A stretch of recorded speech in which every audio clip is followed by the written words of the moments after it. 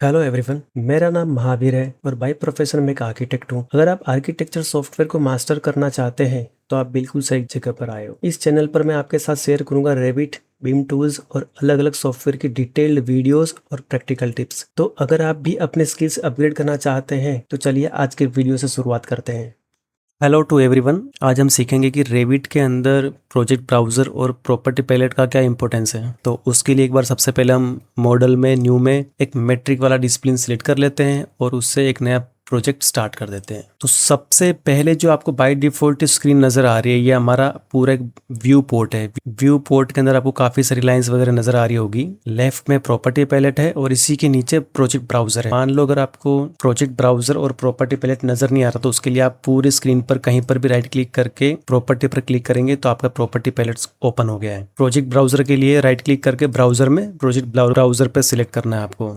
तो ये दोनों मैंने अभी यहाँ ऑलरेडी सेट कर रखे इसलिए ऑटोमेटिक वापस यहीं पे आ गए। हो सकता है आपके वाले में ये राइट में चला जाए। तो दोनों जैसे कि लेफ्ट में प्रॉपर्टी पैलेट है, राइट में आपका प्रोजेक्ट ब्राउज़र है। तो ये बीच वाला जो हमारा व्यू पोर्ट है बड़ा छोटा सा लग रहा है। तो मैं चाहता हूँ कि भाई ऊपर प्रॉपर्टी पैलेट हो, इसी के नीचे हम प्रोजेक्ट ब्राउज़र को सेट करते हैं। तो इसके लिए हमको यहाँ से इसको क्लिक करके ड्रैग करना पड़ेगा। आप जैसे आप इसके पास लेके जाओगे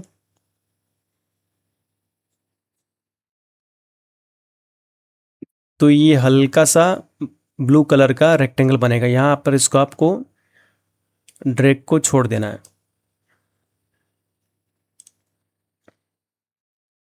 तब आप देखो कि ऊपर हमारा प्रॉपर्टी पैलेट और नीचे हमारा प्रोजेक्ट ब्राउज़र सेट हो गया है।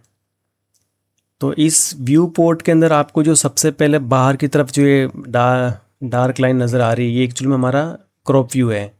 क्रॉप व्यू क्या होता है? क्रॉप व्यू मतलब आप जो कुछ भी फ्लोर प्लान्स वगैरह बनाते हो तो उसको क्रॉप करने के लिए काम आता है। अगर मान लो बिल्डिंग बहुत बड़ा है तो कोई, मैं नहीं चाहता कि मैं पूरा पूरा बिल्डिंग उस सीट के अंदर लगाऊं। मैं चाहता हूँ छोटा सा पार्ट लगा दूँ। मान लो कोई किचन का पार्ट लगा दो तो किचन का पार्ट के लिए उसको क्रॉप तो करना पड़ेगा ना। तो उस केस में हम क्रॉप व्यू यूज़ करते हैं।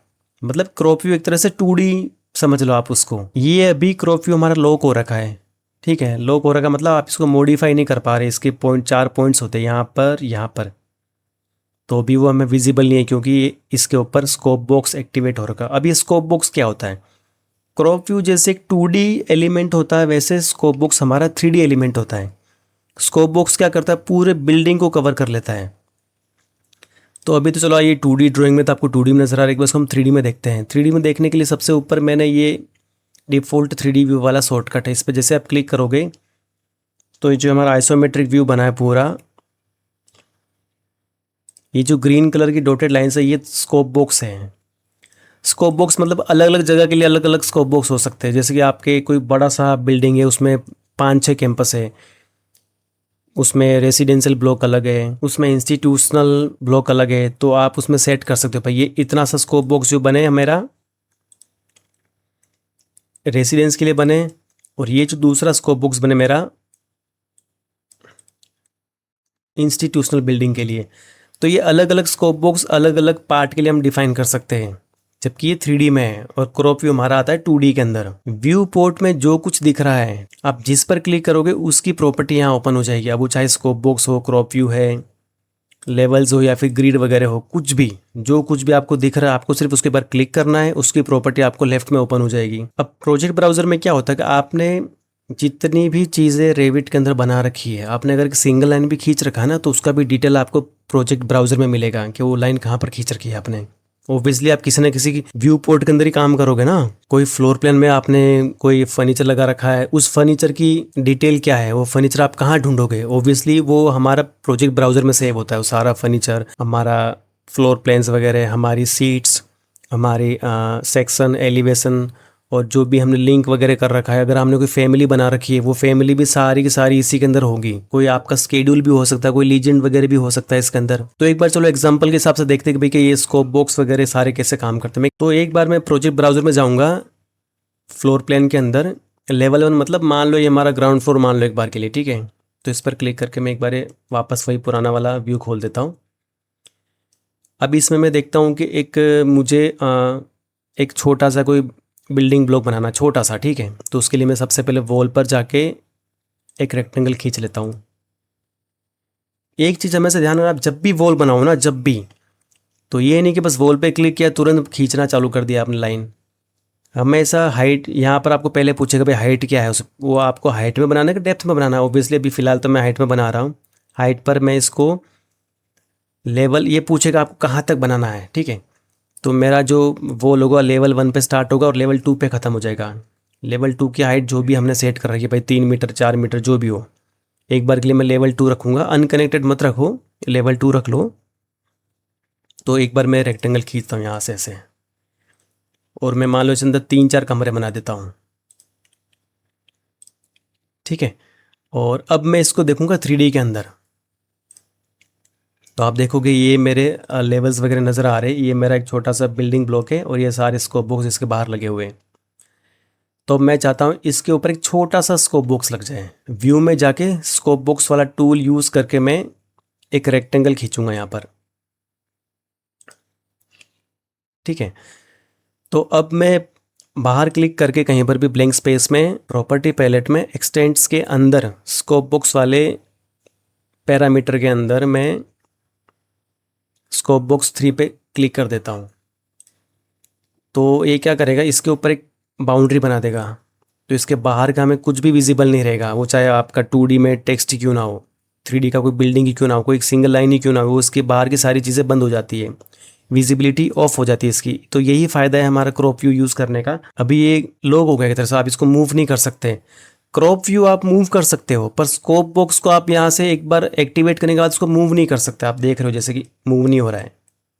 तो ये इसका काफ़ी अच्छा फीचर है। स्कोप बॉक्स क्या करता है, क्रॉप व्यू को भी ओवरराइड कर देता है। अब दिखने में हमें लग रहा है कि ये क्रॉप व्यू लगा हुआ है, बट एक्चुअल में ये स्कोप बॉक्स है हमारा। तो कई बार हमें लगता है हम इसको काफ़ी क्लिक करते हैं, फिर हमें समझ नहीं आता है क्या चीज़ लगा हुआ है इसके ऊपर। तो आपको इसके लिए प्रॉपर्टी पैलेट में जाकर देखना पड़ेगा इसमें स्कोप बॉक्स एक्टिवेटेड है कि नहीं। तो एक बार इसको, जैसे मैं इसको डीएक्टिवेट करने के लिए इसको यहाँ पर स्कोप बॉक्स में नन पर अप्लाई कर देता हूँ। तो इसने क्या किया कि स्कोप बॉक्स के एक्टिवेट करने के बाद इसके ऊपर ये क्रॉप व्यू की बाउंड्री लग गई।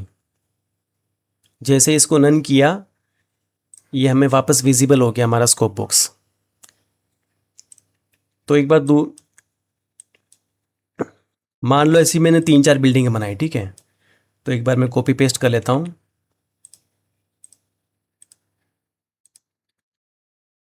अगर ये 4-5 बिल्डिंग ब्लॉक अलग अलग हैं,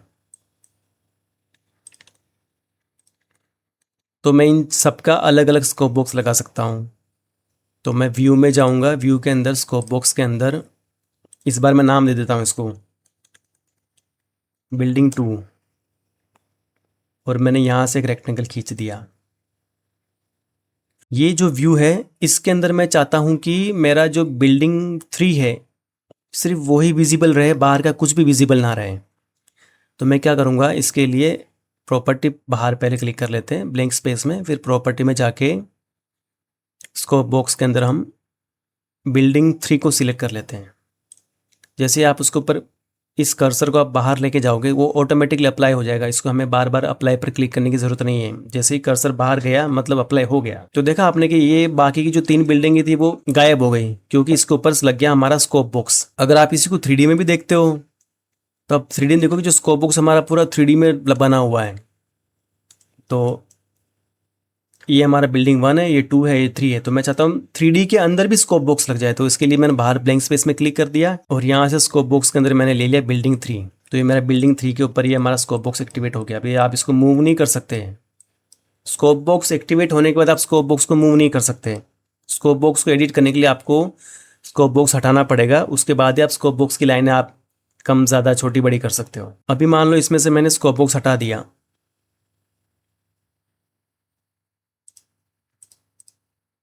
ये हमारी लाइन बन गई हमारी क्रॉप व्यू। आप क्रॉप व्यू भी यूज़ कर सकते हो, पर क्रॉप व्यू का फ़र्क ये है कि ये 2D में काम करता है, स्कोप बॉक्स हमारा 3D में काम करता है। अब मान लो मैं इतने से के ऊपर मुझे क्रॉप व्यू लगाना, तो ये मैं क्रॉप व्यू की बाउंड्री में इसको ऐसे मूव कर सकता हूँ। तो इसके बाहर जो भी मॉडल कैटेगरी के एलिमेंट्स होंगे, डोर विंडो वॉट एवर, वो सारे के सारे गायब हो गए। तो हम स्कोप बॉक्स भी यूज़ कर सकते हैं और क्रॉप व्यू भी यूज़ कर सकते हैं, पर दोनों का पर्पस अलग अलग होता है। आज के लिए बस इतना ही। अगर आपको कोई स्पेसिफिक डाउट है या आप चाहते हैं कि मैं किसी स्पेसिफिक टॉपिक पर वीडियो बनाऊं तो नीचे कमेंट्स में ज़रूर बताना। I will definitely reply. Don't forget to subscribe और मिलते हैं अगले वीडियो में।